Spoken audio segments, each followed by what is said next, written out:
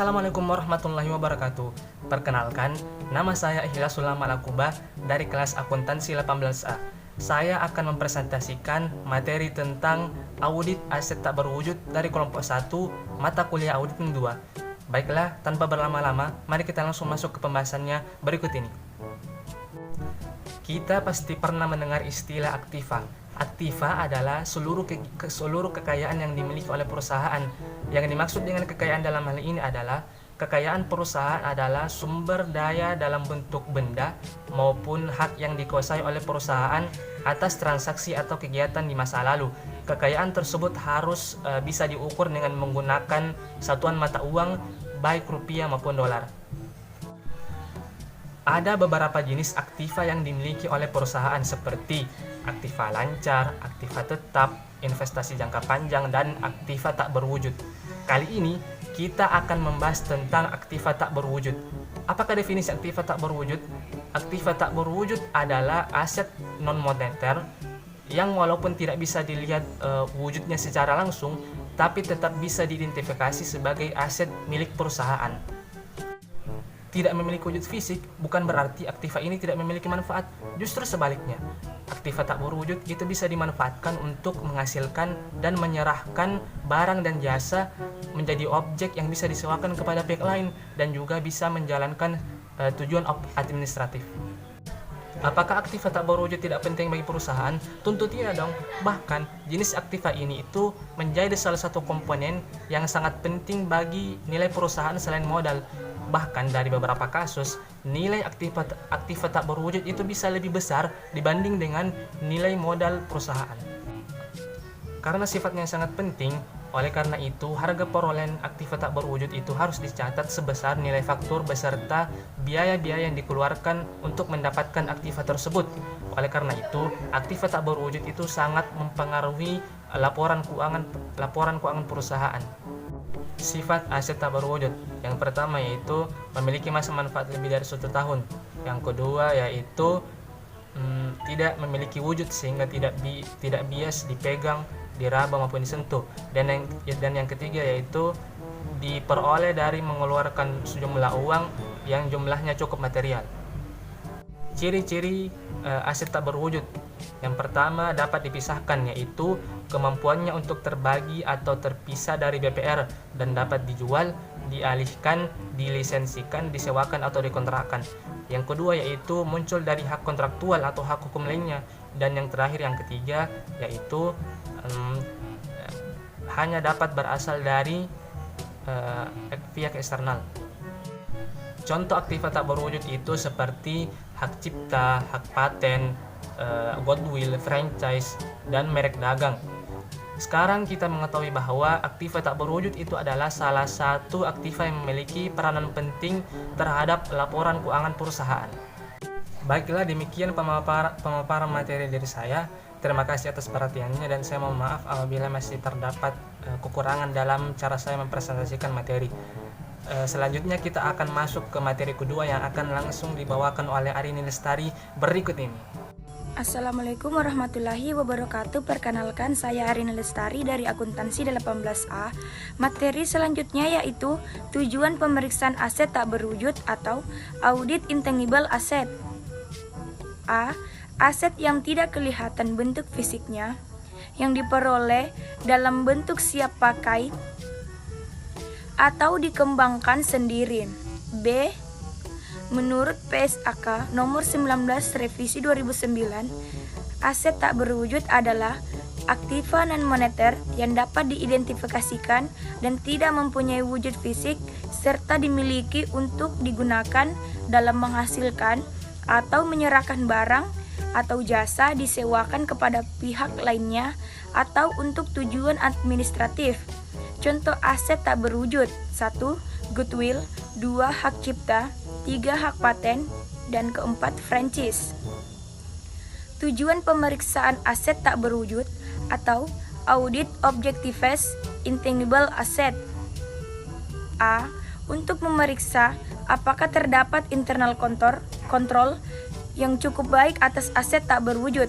Untuk memeriksa apakah aset tak berwujud yang dimiliki perusahaan masih mempunyai kegunaan di masa yang akan datang. C. Untuk memeriksa apakah perolehan, penambahan, dan penghapusan aset tak berwujud didukung oleh bukti-bukti yang sah dan lengkap, serta diotorisasi oleh pejabat perusahaan yang berwenang. D. Untuk memeriksa apakah hasil pendapatan yang diperoleh dari aset tak berwujud sudah dicatat dan diterima oleh perusahaan. E. Untuk memeriksa apakah amortisasi aset tak berwujud dilakukan sesuai dengan prinsip akuntansi yang berlaku di Indonesia atau PSAK. Unsur-unsur aset tak berwujud. 1. Aset tak berwujud diakui jika A. Kemungkinan entitas akan memperoleh manfaat ekonomi masa depan dari aset tersebut. B. Biaya perolehan aset tersebut dapat diukur secara handal. 2. Dalam menilai kemungkinan adanya manfaat ekonomi masa depan, entitas harus menggunakan asumsi rasional dan dapat dipertanggungjawabkan. 3. Dalam menilai tingkat kepastiannya adanya tingkat ekonomi masa depan yang timbul dari penggunaan aset tak berwujud. Entitas mempertimbangkan bukti yang tersedia pada saat pengakuan awal. 4. Aset tak berwujud pada awalnya harus diakui sebesar biaya perolehan. Audit prosedur atas aset tak berwujud. 1. Pelajari dan evaluasi internal kontrol atas aset tak berwujud. 2. Minta perincian aset tak berwujud per tanggal laporan posisi keuangan atau neraca yang antara lain menunjukkan saldo awal, penambahan, amortisasi, dan penghapusan, serta saldo akhir. 3. Cocokkan saldo awal dan saldo akhir ke buku besar, lalu cek voting dan cross voting. 4. Periksa penambahan aset tak berwujud. A. Apakah diotorisasi pejabat entitas yang berwenang? B. Periksa notulen rapat direksi atau pemegang saham untuk mengetahui apakah otorisasi tersebut diberikan melalui rapat tersebut. C. Periksa keabsahan dan kelengkapan bukti-bukti pendukungnya. 5. Periksa amortisasi dan penghapusan jika ada aset tak berwujud. Periksa apakah amortisasi dilakukan sesuai akuntansi keuangan di Indonesia dan perhitungannya akurat. Jika aset tak berwujud dihapuskan, misalnya goodwill karena tidak lagi mempunyai kegunaan, maka harus diperiksa otorisasi dari pejabat entitas yang berwenang. 6. Periksa perjanjian-perjanjian yang dibuat entitas dengan pihak ketiga yang ingin menggunakan hak paten, hak cipta, dan franchise yang dimiliki perusahaan. Periksa apakah pendapatan dari perjanjian tersebut dalam bentuk royalty fee sudah dicatat dan diterima oleh perusahaan. 7. Periksa apakah penyajian aset tak berwujud dalam laporan keuangan sudah sesuai dengan standar akuntansi keuangan di Indonesia atau ETAP atau PSAK dan IFRS. Bismillah, terima kasih atas kesempatan yang diberikan. Saya Fatriana sebagai pemateri ketiga akan memaparkan terkait audit prosedur atas aset tak berwujud. Jadi hal yang harus pertama yang kita lakukan adalah yang pertama, kita harus mempelajari dan mengevaluasi internal kontrol atas aset tak berwujud. Jadi dalam tahap ini kita sangat butuh yang namanya kejelian melihat mana internal kontrol yang baik dan mana yang buruk.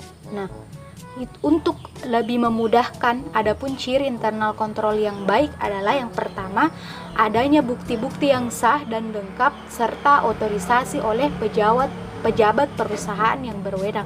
Nah, yang kedua, selain bukti-bukti, kita juga perlu yang namanya internal auditor yang kemudian memeriksa kelengkapan bukti pendukung perolehan dan penambahan atas aset tak berwujud serta otorisasinya. Kemudian kita melangkah kepada prosedur yang kedua adalah kita meminta perincian atas aset tak berwujud per tanggal laporan posisi keuangan yang antara lain itu menunjukkan saldo awal, penambahan, amortisasi, dan penghapusan serta saldo akhir. Kemudian yang ketiga, kita melakukan pencocokan saldo awal dan saldo akhir ke buku besar, lalu kita melakukan cek footing dan cross footing. Nah, cek footing itu apa? Cek footing adalah kita menguji kebenaran penjumlahan subtotal dan total dari atas ke bawah atau vertikal. Nah, footing ini dilakukan terhadap data yang disediakan oleh audit. Nah, tujuan teknik audit footing ini adalah untuk menentukan apakah data atau laporan yang disediakan audit itu dapat diyakini ketetapan perhitungannya. Kemudian kita melangkah kepada cross-voting, itu adalah kita menguji kebenaran penjumlahan subtotal dan total dari kiri ke kanan atau horizontal. Nah, sama halnya dengan teknik audit voting, di mana cross voting ini juga dilakukan terhadap perhitungan yang dibuat oleh auditor. Nah, kita melangkah kepada prosedur yang keempat, yaitu kita melakukan pemeriksaan penambahan atas aset tak berwujud, di mana di sini kita periksa notulen rapat direksi atau pemegang saham untuk mengetahui apakah otorisasi tersebut itu diberikan melalui rapat itu. Nah, prosedur yang kemudian selanjutnya itu adalah kita periksa keabsahan dan kelengkapan bukti-bukti pendukungnya. Kemudian prosedur kelima, kita melakukan pemeriksaan amortisasi dan penghapusan aset tak berwujud. Nah, kita di sini periksa apakah amortisasi ini dilakukan sesuai dengan standar akuntansi keuangan di Indonesia, yaitu ETAP, PSAK, dan IFRS, dan perhitungannya itu akurat. Nah, jika aset tak berwujud ini dihapuskan, misalnya itu goodwill, karena tidak lagi mempunyai kegunaan, maka harus diperiksa otorisasi dari pejabat entitas yang berwenang. Nah, prosedur yang keenam, kita melakukan pemeriksaan perjanjian yang dibuat oleh entitas dengan pihak ketiga yang ingin menggunakan hak paten dan hak cipta yang dimiliki perusahaan. Di sini kita memeriksa apakah pendapatan dari perjanjian tersebut itu dalam bentuk royalti itu sudah dicatat dan diterima oleh perusahaan. Nah, prosedur terakhir yang kita lakukan adalah kita melakukan pemeriksaan apakah penyajian aset tak berwujud dalam laporan keuangan itu sudah sesuai dengan standar akuntansi keuangan di Indonesia, yaitu PSAK dan IFRS. Nah, jadi itulah tahap-tahap audit prosedur atas aset tak berwujud. Jadi ada tujuh ya tahap yang harus kita lakukan untuk mendapatkan prosedur yang baik. Oke, baik, mungkin itu saja pemaparan dari kelompok 1. Kurang dan lebihnya mohon dimaafkan. Billahi fisabilil haq fastabiqul khairat. Assalamualaikum warahmatullahi wabarakatuh.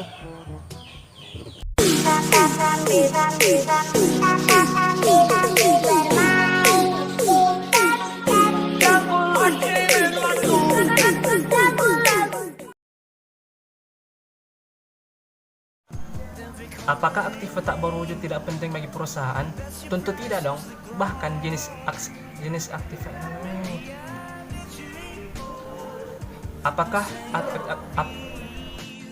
Assalamualaikum warahmatullahi wabarakatuh. Perkenalkan, tidak memiliki wujud fisik bukan berarti aktiva ini tidak memiliki manfaat. Justru sebaliknya, aktiva tak berwujud itu bisa dimanfaatkan untuk menghasilkan dan menjalankan barang dan menyerahkan barang dan jasa kepada. Tidak memiliki wujud fisik bukan berarti aktiva ini tidak memiliki manfaat. Justru sebaliknya, aktiva tak berwujud itu dapat digunakan untuk bisa menjalankan. Apakah nilai aktiva tak berwujud tidak penting? Apakah aktiva tak berwujud tidak penting bagi perusahaan? Tentu tidak dong. Bahkan